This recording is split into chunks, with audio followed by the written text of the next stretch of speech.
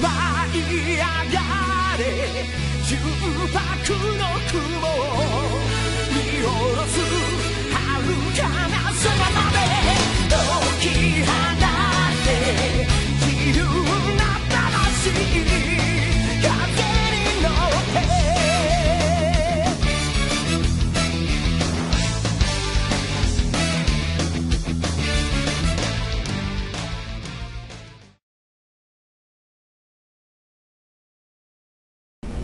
Hi guys, this is Mike Rodriguez, Johnny Rodriguez.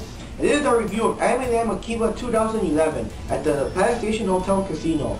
Now, as you know, Labor Day weekend just passed, and normally we have Anime Vegas on Labor Day weekend, but for some reason or another, they moved it to November to Veterans Day weekend. Now, the higher-ups of AnimeLand Makiba found out about this and decided to have their con on Labor Day weekend instead, which is kind of good because apparently they were not supposed to have one at all this year. So hey, we got lucky, we got a cool con. It's kind of small, we'll talk about that a little later, but it's still cool, it was fun, and you had some interesting guests. Now the weird thing is that considering the fact that this is an anime con, the guests weren't particularly all that like big in anime. They were mostly like responsible for audiobooks and writing stuff and yaoi stuff and video game voices and stuff compared to like anime, like voice of Goku or whatever. Now one of the guests was Leslie, and well, we call her Lisa, I think, but it's spelled Leslie. It's a woman that makes the voice of Nina Williams, of Christy Montero, and Sophia from the Tekken games, and also the voice of Sophia from Virtual Fighter. That's pretty interesting.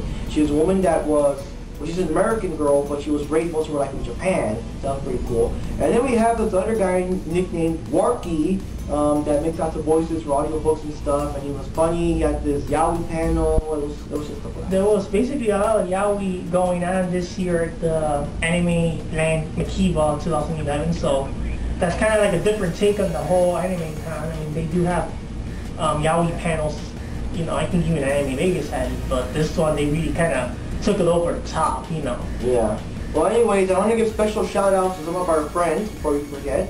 Well, first of all, there's this mysterious girl with costume. I'm sorry, I forget what the costume is. It almost looks like a Kingdom Hearts character, but I know it's not because they don't dress like that, but the hair.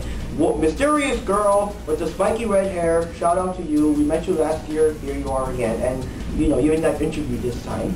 And Erica from last year, she's also back this time. She was not in cosplay like she was last year, but this year she had her own art commission booth. So if you ever check her out in LetterCon or you go to Deviant Arts, look up Erica Harm. She's a very good artist.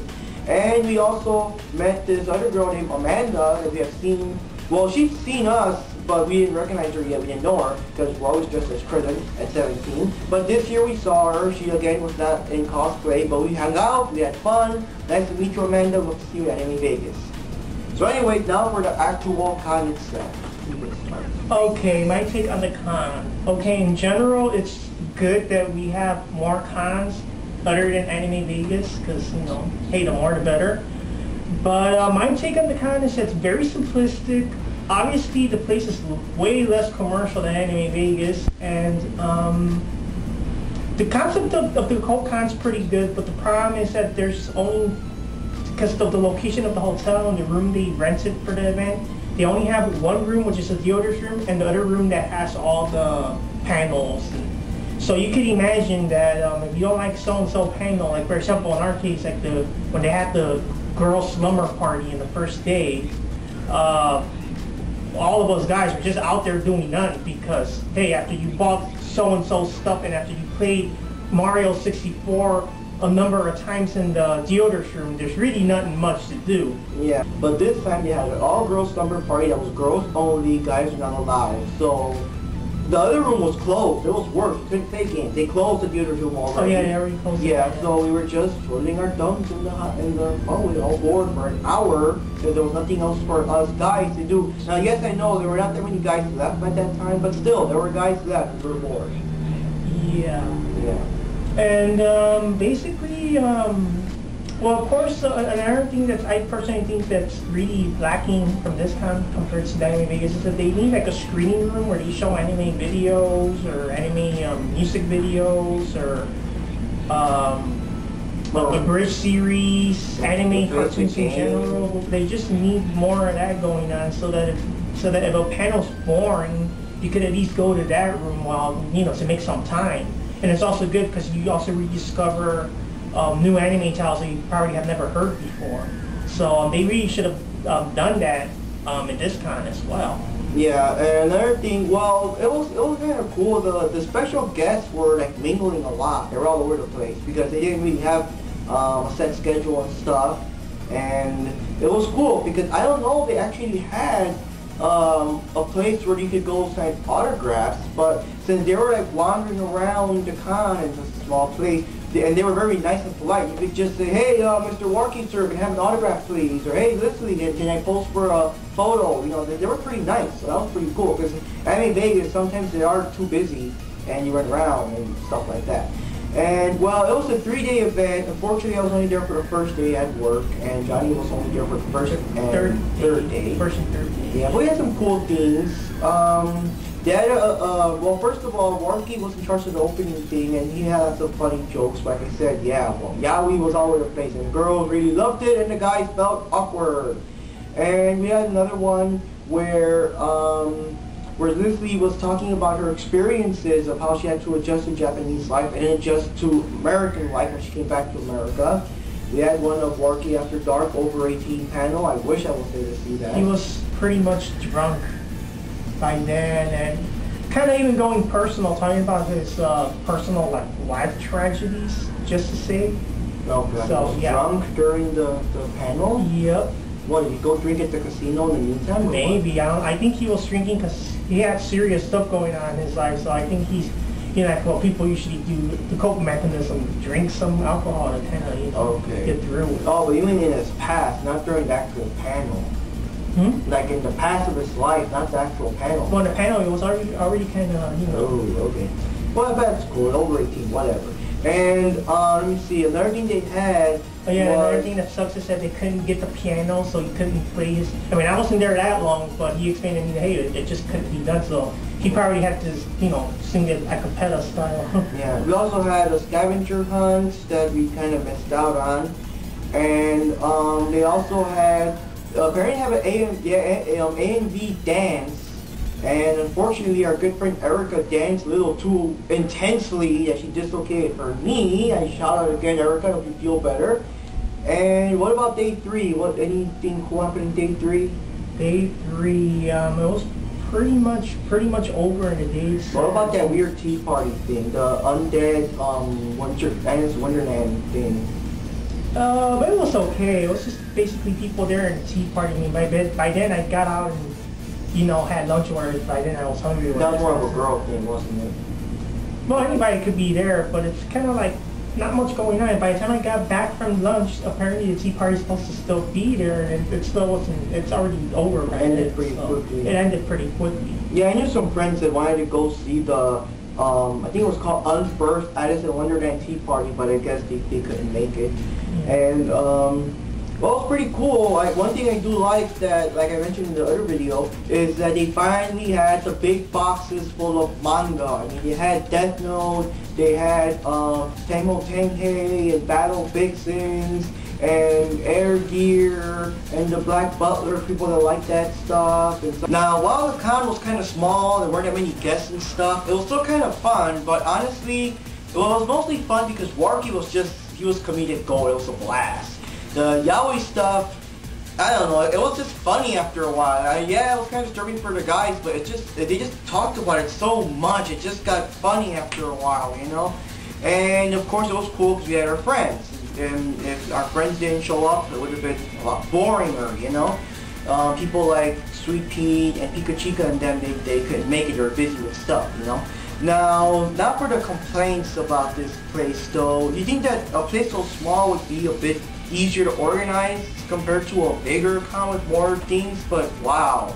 First of all, there's no advertising or anything that tells you there's a con there, okay? When you go to the Palace Station, it looks like business as usual. Nothing. There's no signs outside, there's no signs anywhere, there were no cosplayers in the background, we couldn't tell. And one of the biggest problems was that the site actually said that the con started at 10 o'clock in the morning. We went there, we got kind of late, but we went there were 10 or so other people still hanging around. The con did not start till 3 o'clock, people, and it didn't update the site till like maybe the night or so before, okay? Yeah. So all these guys, including ourselves, were stuck there at 10 o'clock waiting for the con to start. It didn't even start yet. So yeah, okay? And then in Erica's case, she actually booked her spots 2 months in advance, paying $75 to be one of the artists there, and they didn't even know she was gonna come or anything. Okay, when I saw everything set up at the dealers and you see other commissioned artists, I saw no empty seat that was meant for her. So when she got there, they didn't even know about her. Had to look at the computer, and their computer crashed or some shit. The Wi-Fi service is slow. They just had to like randomly make up some table for her on the spot, and that's what you prepaid for. $75, especially $75. Yeah. Other than that, the place needed more thrills, more excitement, more of a wow factor. I mean, when you go to Anime Vegas, there's music boosting now. There's tons of cosplayers. The place just have more presentation. There were no logos or signs. The only sign we saw was this little itty-bitty sign near the escalator in regular fonts. Not even like big fancy letters, just a small bold font. And we almost left if it wasn't for the fact that, well, let's check upstairs and we saw the sign. So they definitely need more presentation, more organization. I mean, Anime Vegas, in front of the panels, they would have signs that says we're going to hold so-and-so event at so-and-so time. And here, you don't even get that. I mean, all you get is just a sign. A little small sign. A small little sign. It's just a small little paper to give you, like, that explains more as what events is going to be held at so-and-so time. But in actuality, the place really didn't have much events. And, and another killer is that then in the same room where they have the panels for the anime stuff, on the other side of the room, they would have other rooms, but then those panels would be like for other booked events. So those rooms, there were 2 rooms that could have actually been used for 2 extra panels in the con, and of course that didn't happen because they have other stuff. There's like about 6 or 7, no, like about 3 other big rooms, making a total of 6 possible rooms that could have been for the con. But then again, you really can't complain. We're not the guys shelling out the money and paying Paddle for the permits and stuff, so we can't really. And it was a last minute idea, considering that they were not going to have a Makiba, 2011 at all, so, Yeah, and they also had technical difficulties and a hard time hooking up the stuff. We showed you the 3 monitors for the games. They only used 1 because the monitors weren't like, I guess they weren't working right, or they had problems hooking up things. They didn't want to cooperate. Bought a PS2 that didn't work. Why? And like that other day, the only system they could hook up was the GameCube. And then the other day that wasn't there, he had a PS3, and some friend of mine said that he was going to bring his PS3, so I don't know if it was his or not, but yeah, okay. Yeah, another thing I would also like to add is, again, going back to the lack of presentation, is that even in the panels, like when all the voice actors, you would call them, right? All joined up or whatever, they don't even have like a nice table where they sit down and it's just right. Everybody has to get like basically like your seats and set them up like. Oh my god. So it really has, in one way it's not that bad because it has more of a casual kind of gathering kind of thing. It makes it a little more personal, but on another side, it just doesn't have much of that presentation that you get in the other. Yeah, so this is an anime con, people. It's like you can't really tell much. Well, anyways, it was still cool.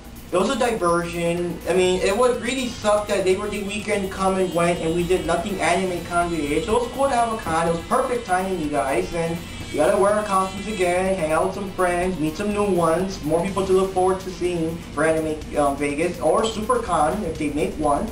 And it was cool. It was a blast. It's worth checking out. Could have been a bit bigger, could have been better, more organized and everything, but at least we had it. It would have been worse not to have it at all. Yeah, so basically, this is still a pretty good start considering that this is their 2nd year with their con, so they basically need to improve all the things, try to tweak it up a bit more of that wow factor, music boosting, more cosplayers, more this, more that, more presentation. Hopefully next year they'll be able to manage to handle all that, and hopefully it'll be in a better venue. Because unfortunately, they need to pad a station. Nothing against hotel, it's a good hotel and everything, but it's maybe not the correct place for that kind of con. Or at least book the other rooms. You never know, they could have more time. It's just better than the Four Seasons Hotel. That's so far, it's almost leaving Vegas. Well, anyways, guys, that's our review of this con. Pretty fun, but kind of small, kind of unorganized. But hey, you're learning. You can do a better job next year. It's still worth checking it out. It's cool. And that's our review for AnimeLand Makiba 2011. I'm Mark Rodriguez. Jenny Rodriguez. And we'll see you at the Anime Cons.